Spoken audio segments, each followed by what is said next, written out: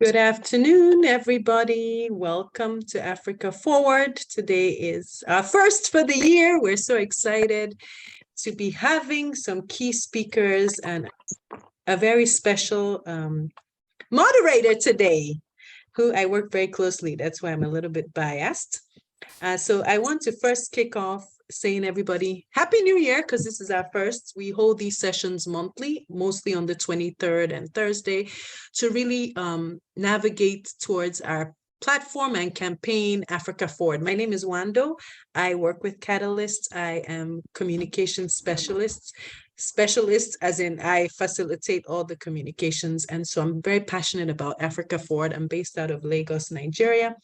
And so I just first want to introduce Christine. I'm going to read her bio for her. This is a very special moment for me, introducing her, because she works very closely with me every day and her accomplishments are enormous. So Christine is the founder and CEO of Lifeline Energy, a manufacturing and distributes power.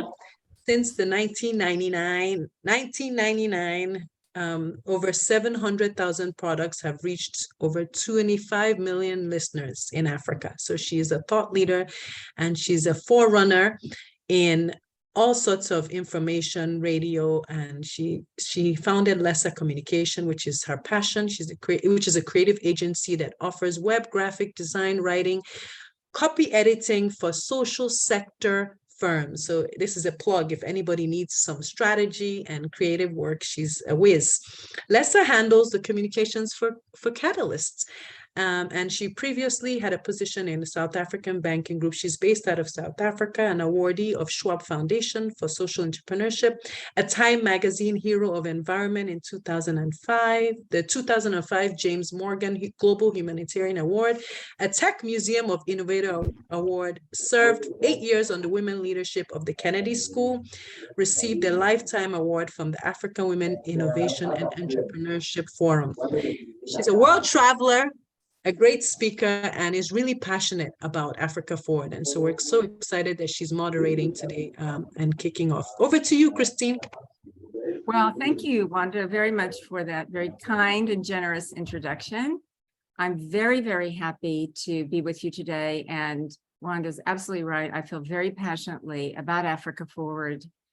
And I think that Catalyst 2030, one of the things that attracted me to it from the beginning was the potential that it could offer in terms of the creation of ecosystems for up-and-coming entrepreneurs. Whether you're a social entrepreneur or an entrepreneur, I don't think in Africa it really makes any difference because most entrepreneurs are social entrepreneurs in any event. And so today we have two wonderful speakers, and the first one that can I just say first, can you just make sure that you've muted until you want to speak, because I think there's a little bit of background noise. And if you can put your picture on, that's all the better, because it's always nice when we can see each other. If you don't have the bandwidth, don't worry about it. So I have great delight in introducing our first speaker today, because she has been a friend of mine for 15 years. And we actually met in a most unusual way through former Nobel Peace Prize winner, the late Dr. Wangari Maathai.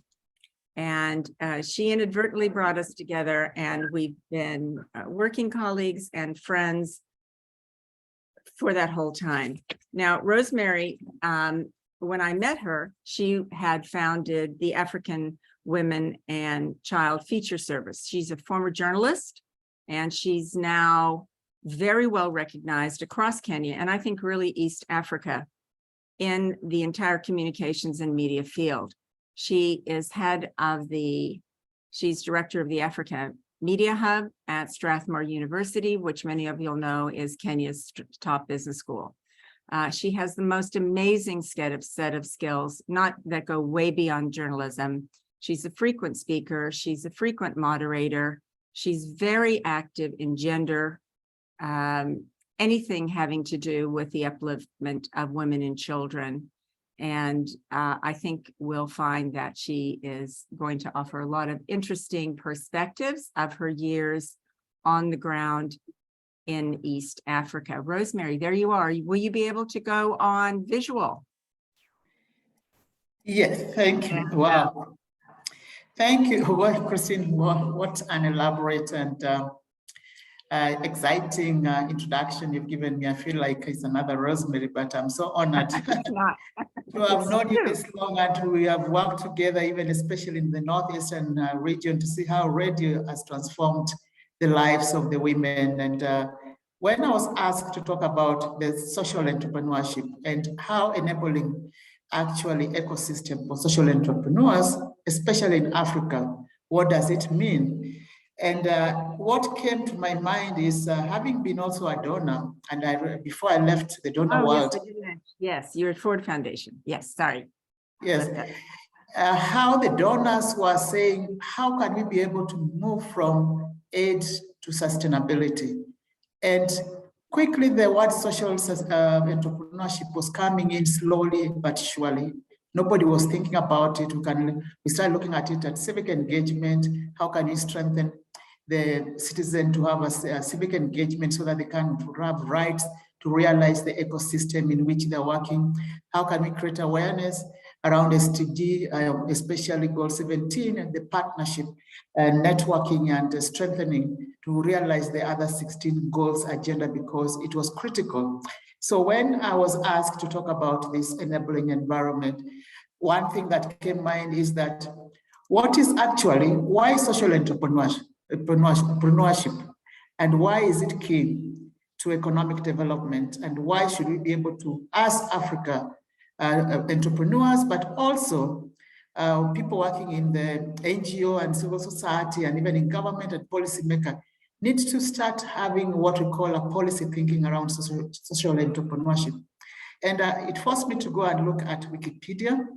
And here I saw Wikipedia saying that it's an approach by individual groups, startups, companies, or entrepreneurs in which they develop, fund, and implement solutions to social, cultural, environment. Remember the word environment? Without environment, social entrepreneurship is not there.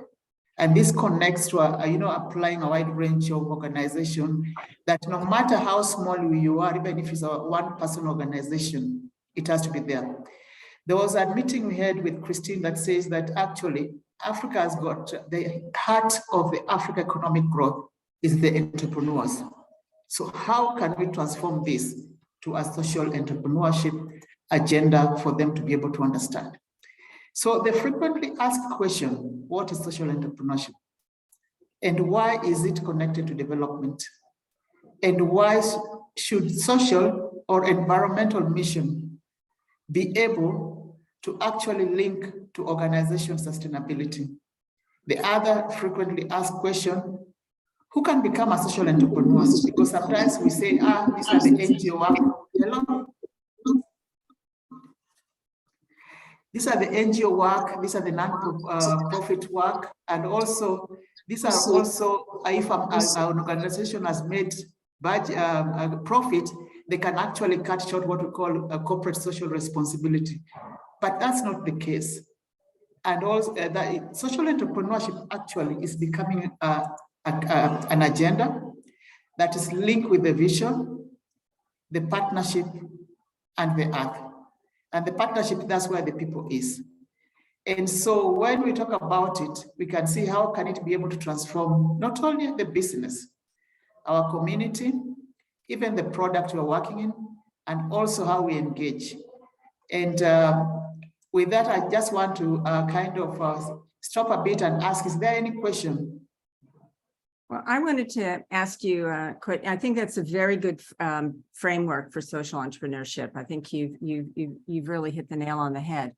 What does Strathmore University do to contribute to building an ecosystem that supports social entrepreneurship? Strathmore University here, we have got, in fact, I've just come from a meeting where we are doing what we call research programs and projects, work that strengthen the social entrepreneurship based on the 17 goals of the SDG. And one of them being even the clean energy that the Strathmore itself having actually kind of develop a solar system that is now actually contributing to the national grid. The other one is the work we are doing with when we came to health and management, and the new way of transformative health that comes. How do you use data able to enhance visibility of the patients, but understanding the research skill? So how can research be able to be used to make the ecosystem more understandable, but more actually adaptable by the ordinary person? Social entrepreneurship is not a theory. It's actually what we call an impact event that can transform society. For example, one of the things I can give as Strathmore is about now doing the one-stop shop and the small-scale business development centers in the 6 identified counties.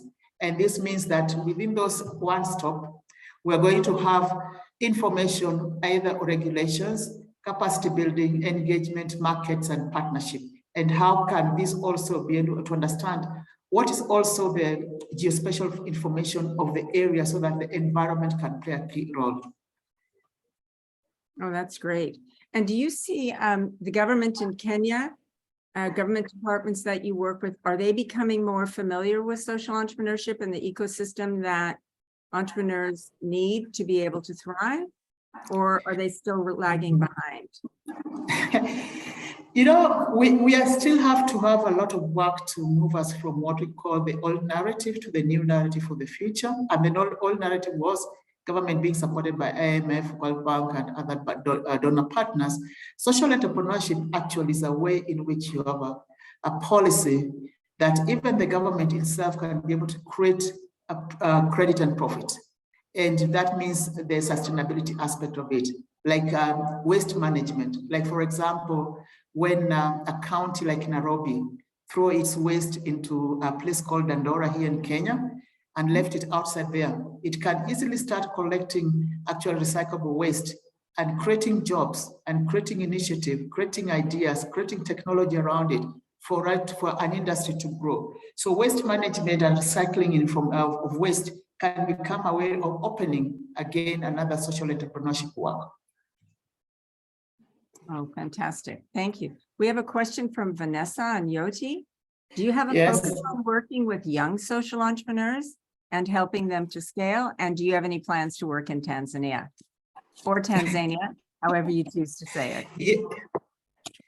Yes, young people are the future for the continent. And considering that young people actually are skill resource for the continent, they are the engine drivers of the social entrepreneurs. And when young people adopt the social entrepreneurship model, and the social entrepreneurship model is actually is what we call bottom line, focused on many social enterprises that is actually be able to emit from the bottom line. And this bottom, if the young people are able to do it, they're able to actually reduce the carbon footprint, emission of the business they'll be working in. And so they come in the startups. So within their startups, if they have a vision and a mission that actually has got a social entrepreneurship angle, they'll be able to actually embed in, unlike the traditional business, but unlike the traditional business have what we call social enterprise that need not money, but need actually technological impact to be able to strengthen the sector. Great, thank you. Now I'm going to introduce our second speaker, Kehinde Ayene. Kehinde, are you able to put on your camera? And can I just make something, a light comment that I want people as they go, that entrepreneurship ecosystem, you can be able to actually be one of that. And you can be able to be one of it by having an interconnected and a specialized organization working together to create a good community. So everyone here, we can create an entrepreneurship ecosystem that can strengthen social entrepreneurship. Thank you.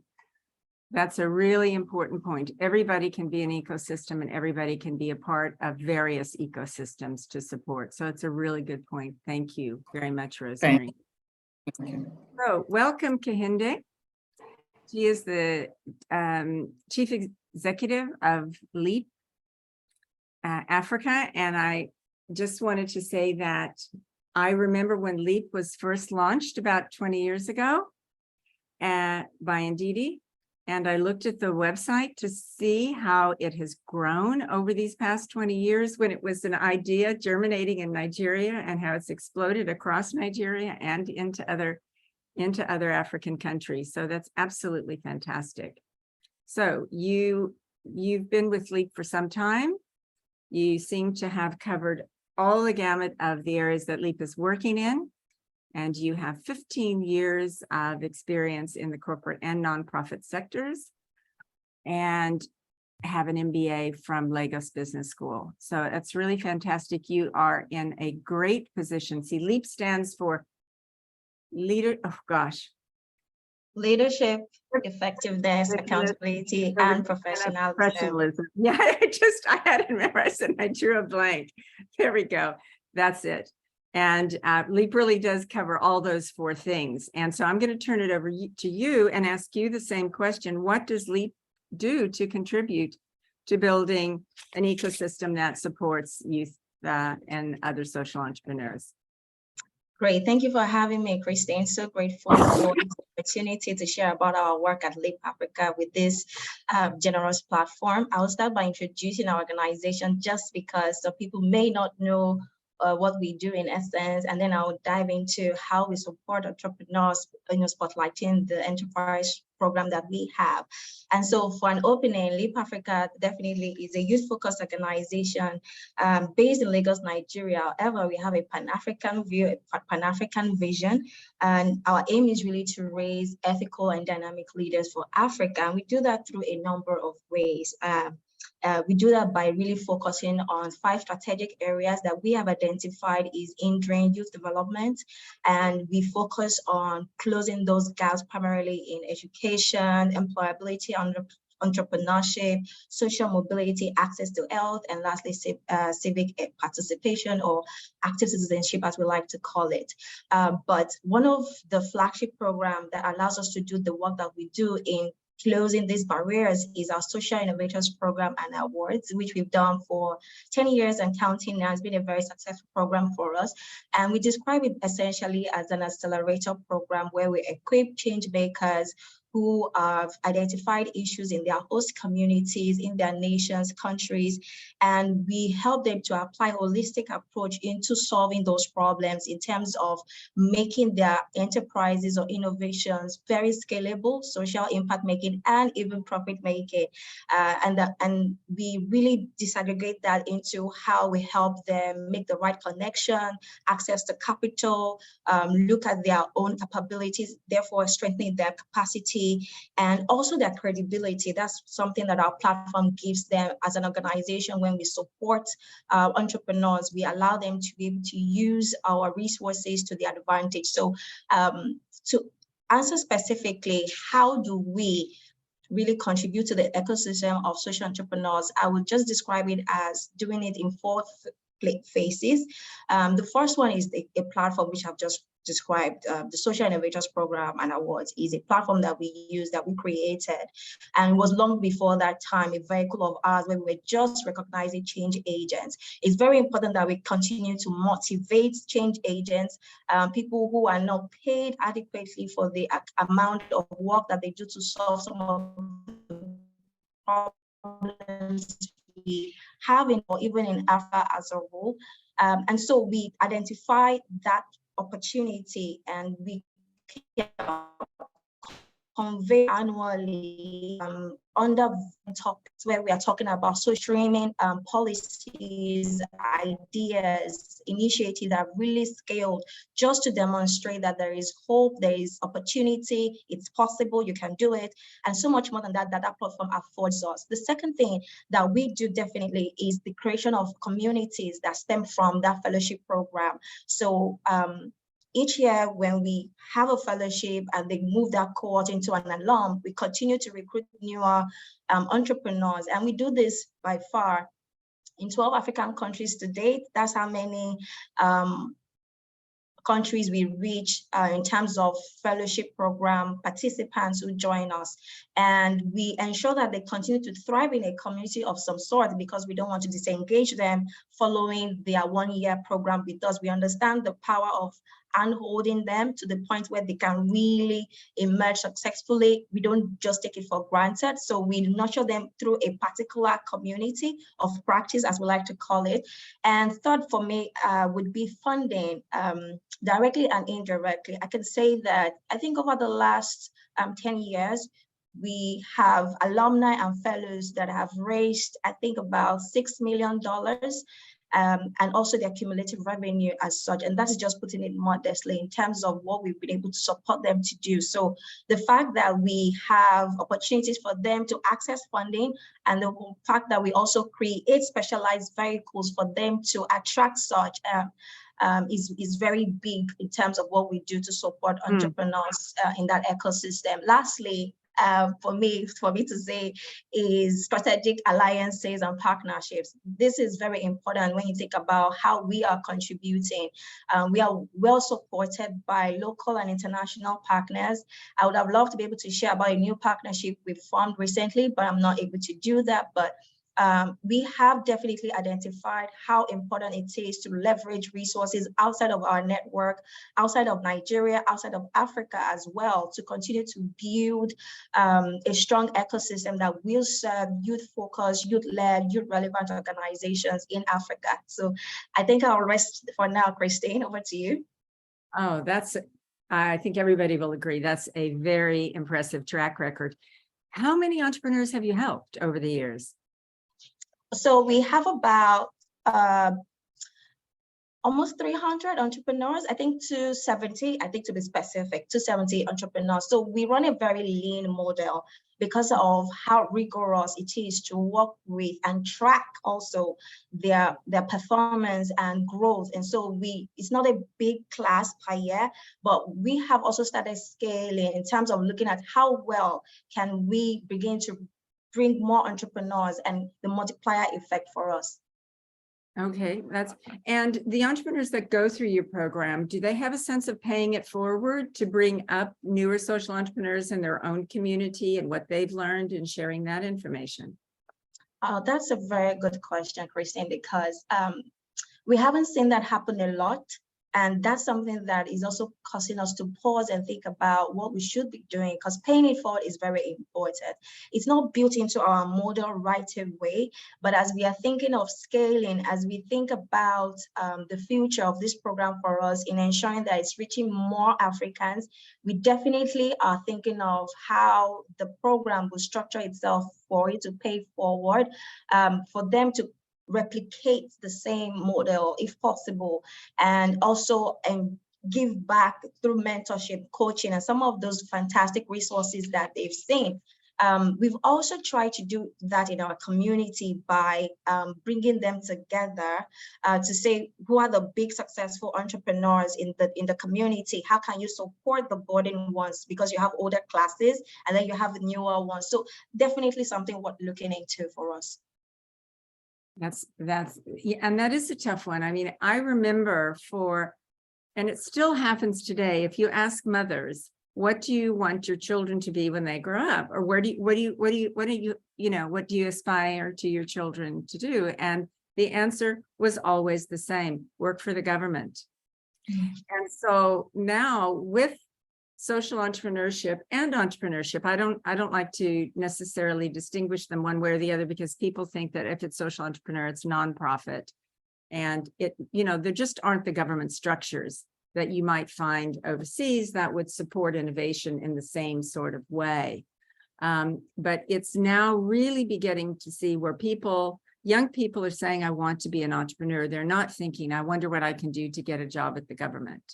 So there really is a change taking place, I think. I always like to use the tsunami example of the butterflies flapping their wings. And if you get enough wings flapping, you end up with a tsunami at some point. And so I hope we're on our way to that.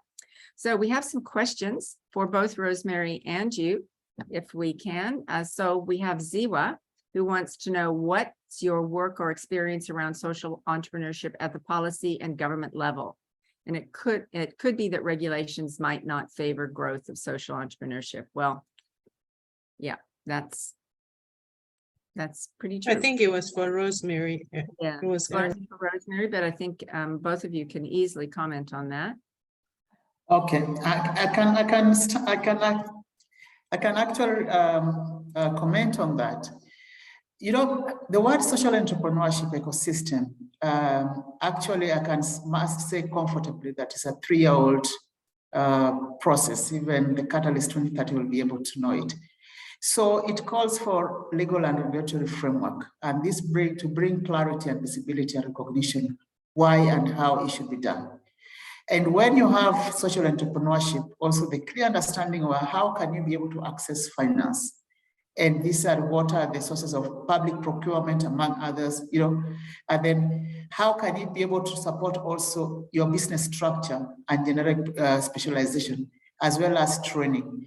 Then we have also here, there's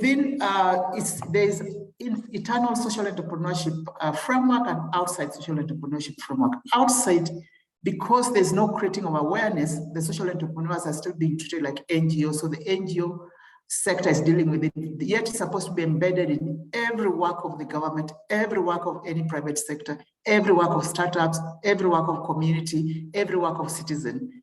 Then within that process, in the organization, the structure and the leadership need also to be able to start understanding how are we committed to social entrepreneurship? What's our vision? How is it connecting to our vision? And then how can we foster collaboration to be able to achieve this? And what are these things that we need to do? And how are we going to do it? So it's a framework, and I was saying that the way CSO and NGO word became synonymous with everyone, we need as Africa Network to make social entrepreneurship be adapted across board and everybody to work on it. Thank you. Can I maybe jump in, please? Sorry. Sure. Yes, Karen, you had a question on a government level as well. Yeah, so Rosemary, thanks. I think it's really helpful. And so I worked on the policy for the social and solidarity economy in South Africa and for the African Union. And I think this is, from that background, is where the question comes from.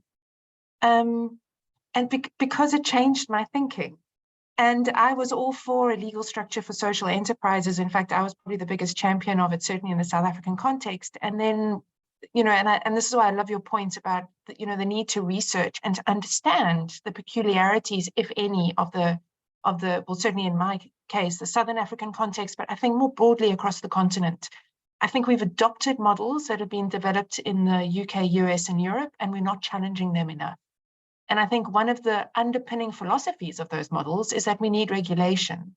Now, this is a big assumption, but in many of our countries, trust in governments is low. And so I think we need to be more critical of the assumption that regulation will bring the legitimacy that we need to bring the knowledge and understanding and mainstreaming of the concepts of social enterprise. So I think that's why I put the question out there, which is if we don't think about regulation as the primary reason to bring legitimacy to enable the ecosystem for social enterprise, what else can we do as a community of social entrepreneurship people? And I think there are some magic moments for us to really explore, because I think if we look past regulation, you can even look past certification, which I'm also not sure many of our social enterprises have the systems for. And if you look past those, how do we bring the legitimacy to the sector in our various different country contexts? And this is, again, is why I love the work that you're doing, because I think at the heart of that is researching and understanding what social entrepreneurship actually looks like in the African context. So a quick one, and I agree on, just to add that, sorry, great, brilliant it's idea. What else can we do? Yeah, what else can we do to actually bring where the regulatory is slow? This is where advocacy comes in. And this is where a network like this one can start creating an advocacy. Already we are experiencing the impact of climate change.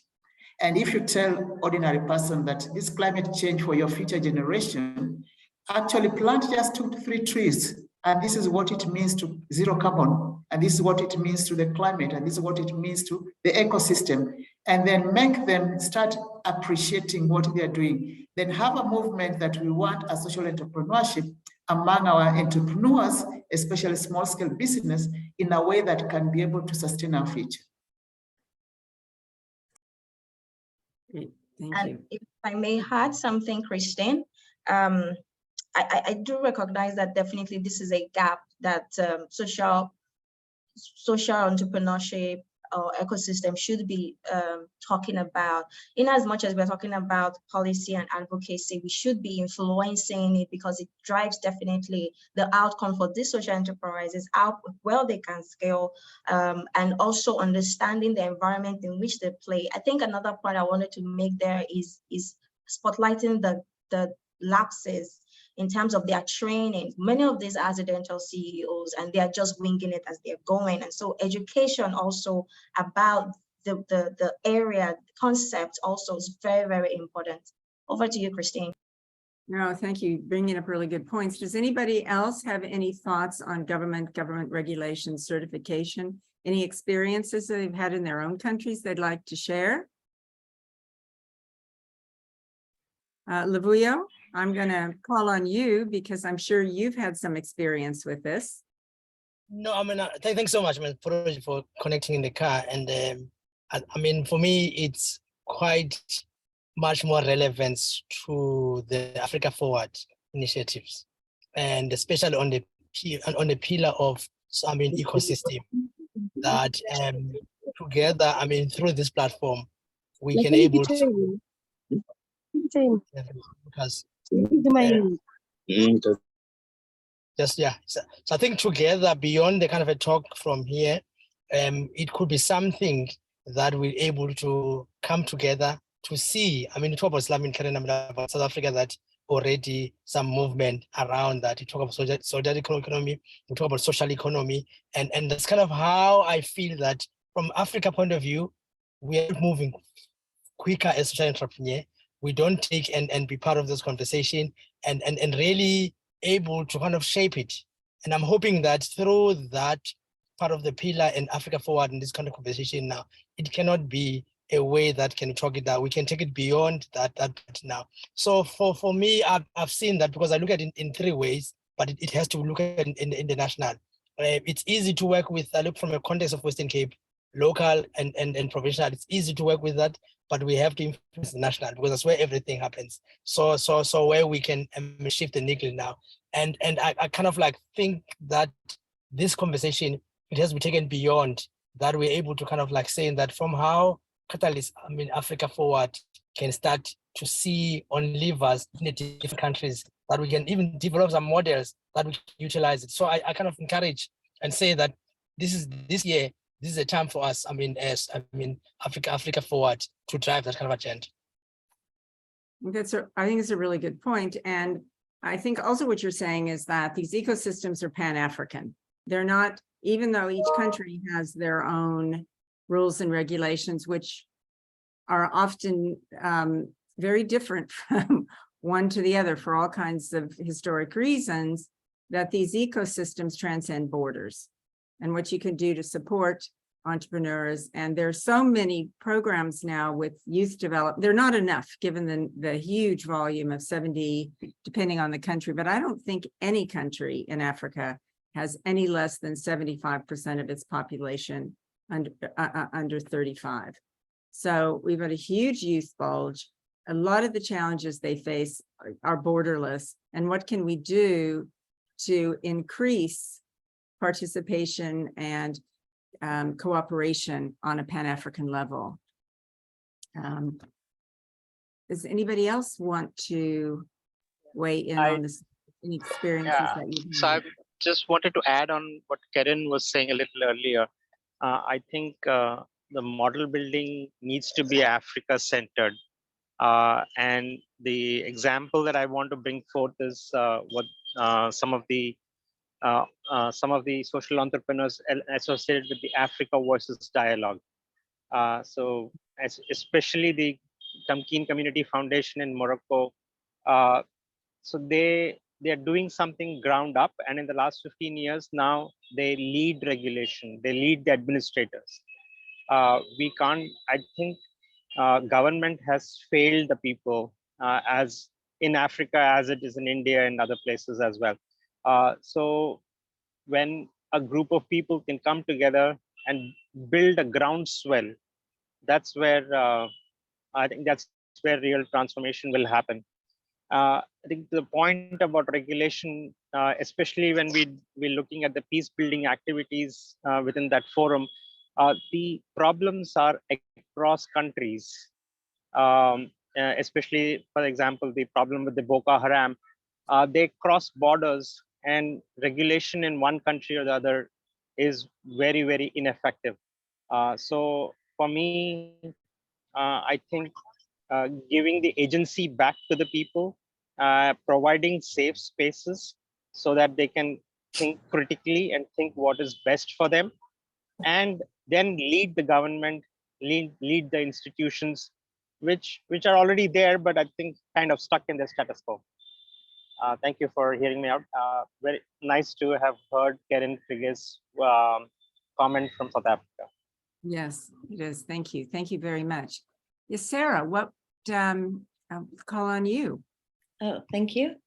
So I just wanted to add a little bit of my experience, and also thank everyone for the comments, because I'm based in the US, but I'm working with a social entrepreneur organization in Uganda called Solar Health Uganda. And we're working on health and safety through the deployment of solar, and particularly in getting off-grid, very resource-constrained community health clinics to get basic electrification. And interestingly, I was coming at it from a US-based regulatory framework, thinking, we need to fully electrify these small clinics, these level 3s, basically some level 2s, and we should go through the national government, and the partners that I've been working with have said, really what we need to do is do it from the ground up. They're working with very, very engaged district health officers who are incredibly helpful in recognizing local context and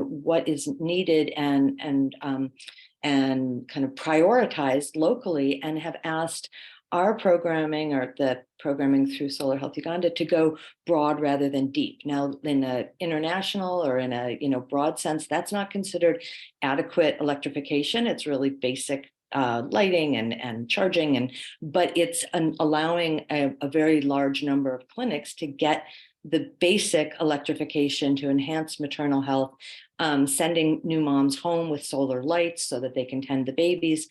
And it's building a demonstration model that this group in Uganda is hoping that they can then take to the central ministers and talk to other people to try to affect change from this kind of entrepreneurial lens, and have it by highlighting the interlinkages with the SDGs, hopefully grow their impact and their ability to address this. So it's been really a great learning experience for me, and I just wanted to throw that out there.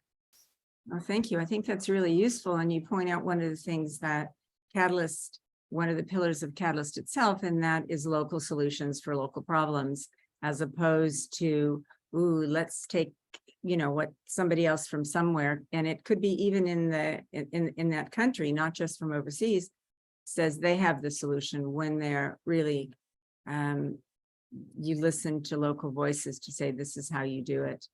So that's really great. And one other quick thing, I think that is the context there, is that with limited resources, there have to be prioritization, right? So I mean, if there's unlimited resources, great, let's have incredible hospitals. But if there's limited resources, what are the local health workers and district health officers wanting to do? Do they want to go deep on 1 or 2 clinics, or do they want to try to get 100 clinics? So that's been interesting. It's the limited resources, unfortunately, is a big part of this conversation for me. And I assume that you're well documenting this experience, because what I think you're also describing, Sarah, is that perhaps the wrong things were being measured to begin with. and that that you've discovered that things could be done much more effectively if they bubble up from the ground. Yeah, and I think there's two things that that we've learned recently.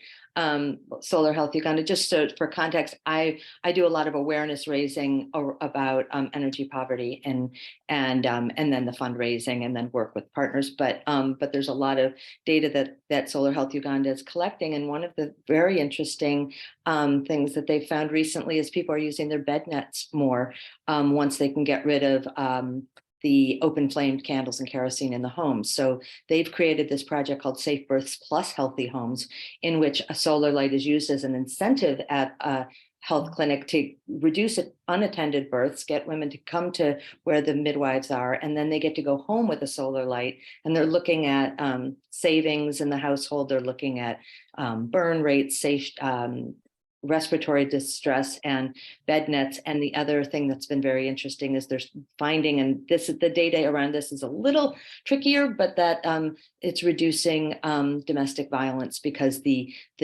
light is owned by the new mom. It's not owned by anyone else in the family. And so she gets to turn it on at night to take care of the infant. That's great. Thank you. Kehinde, do you have any similar stories where it's been slightly different when the solution came from the ground as opposed to from somewhere overseas or in the capital in Lagos or something like that? Sure. I mean, after seeing the impact of our alum to date, it's very impressive how we've seen them all grow and really expand from homegrown solution. There's one I can regularly share with you. Baby Grubs, that company started maybe some 6-7 years ago when we met her, and she was just there trying to create alternative source of food for new moms, because of course formulas are very expensive, and all of what it would take for you to raise an infant was really challenging, particularly for mothers in low-income families. And she had, decided to start manufacturing, which is a very expensive endeavor.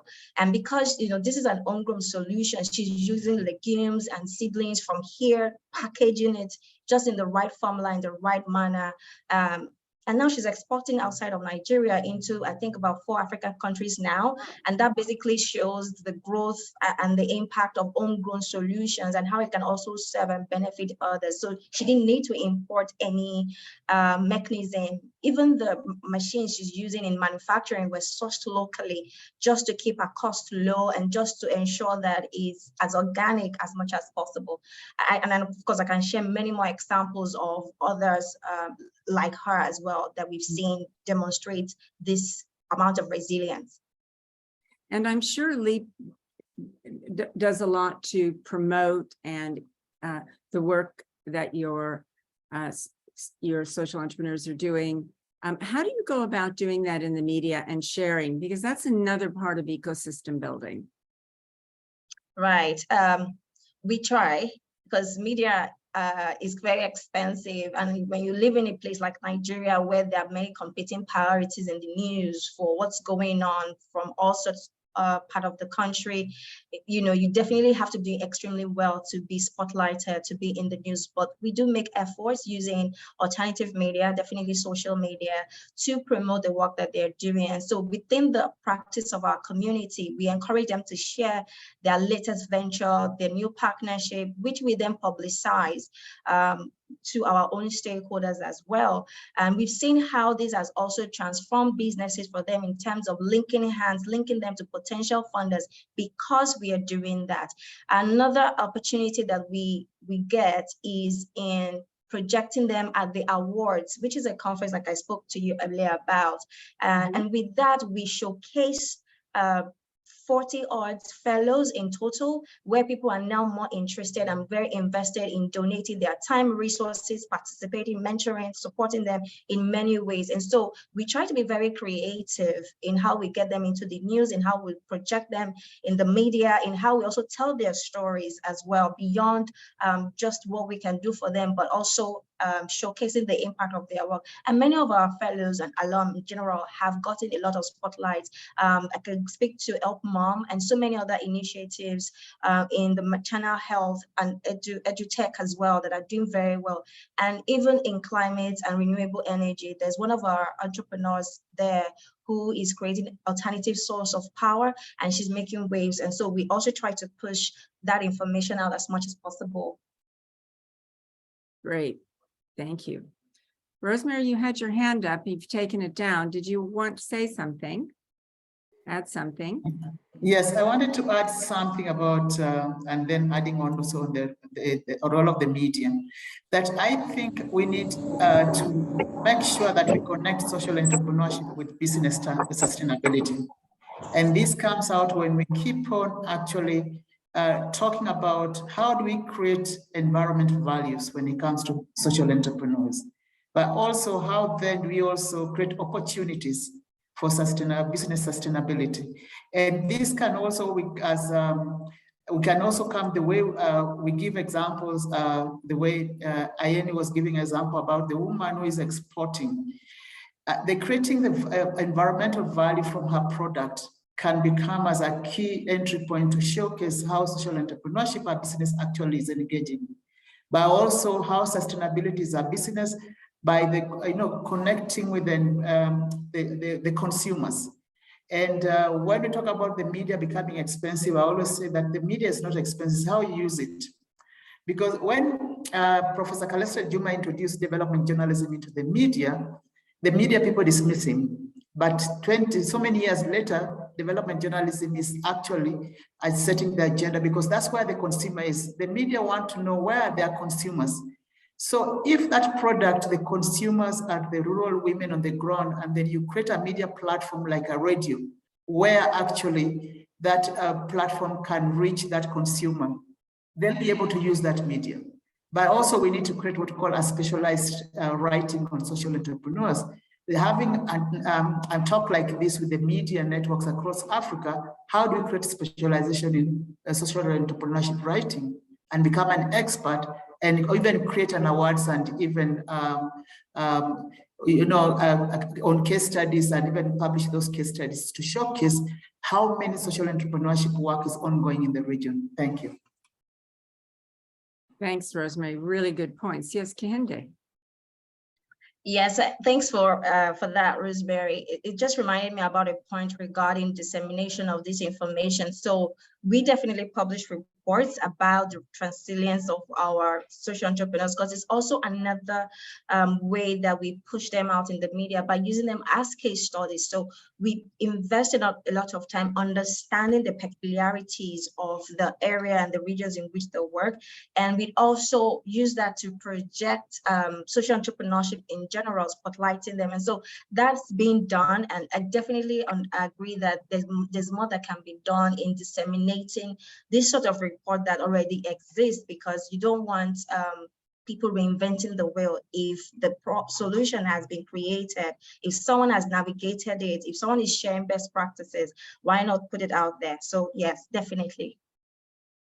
That's great. We are starting to wind down now. I want to make sure if anybody else has anything they'd like to add, any experience they've had, any comments on building a social entrepreneur ecosystem, anything that hasn't been touched on perhaps. It's really what, if not, then I'll just say in respect to Catalyst, and I touched on it earlier, but if you are part of a major social entrepreneurship system, a global one like Luvuyo and I am with the Schwab Foundation, and this would be same for Skoll or Echoing Green and to some extent Ashoka, you inherit an unbelievable network. You are exposed to people, to organizations, to events, to conferences, to courses that you just would have no, and it's totally and completely global. So your point of departure is phenomenal. Now, in my work across Africa, I've been to 35 African countries and worked in approximately half of them. Everywhere you go, there is someone who's entrepreneurial. It is astonishing. No matter where you go, somebody's finding a local solution, they're solving a local problem, and they're doing it on a shoestring. How do these entrepreneurs get support? How do they get networks? How are they able to reach across the border? Maybe from social media to some extent, but you don't always know somebody's legitimacy in social media, and you don't know how honest they are in what they're posting, and if they're, you know, producing something more in the realm of fake news. But Catalyst really does give that opportunity for emergent entrepreneurs to access educational resources, to access networks, to access resources that they wouldn't have had the ability to do otherwise. And we're only just starting.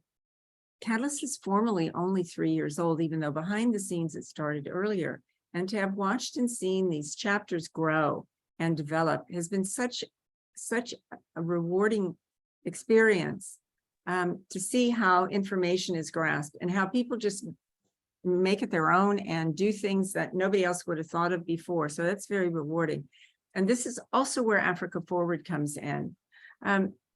It's a very much I would say, a feeder initiative to a lot of these other organizations or groups that take more experienced entrepreneurs and expose them globally. But Africa Forward focuses on 5 areas: the narrative shift, which I think we're all part of; ecosystem development, which we've talked about today; funding, finding different funding opportunities and not always looking overseas for funding. There are plenty of local organizations that just could be perhaps further conscientized about giving back locally and what are the benefits to them to do so. Job creation and career counseling, going back to, yes, Mom, there are other opportunities than working for the government. And training and capacity building. And that's very broad, because training and capacity building just isn't an online course. It could be in something like woodworking or mechanics or carpentry. Let me get these really practical jobs.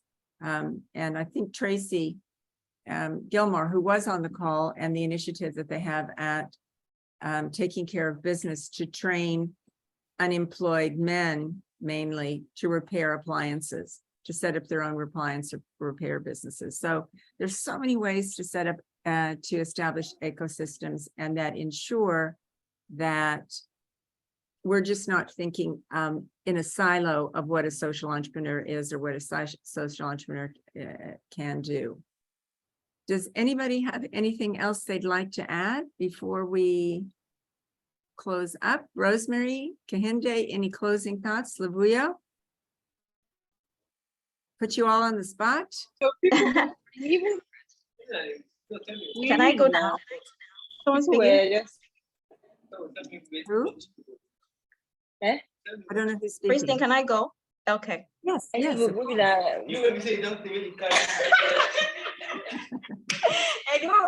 Wow, okay. I'm not sure where the noise is coming from, but okay, if you can hear me now, great.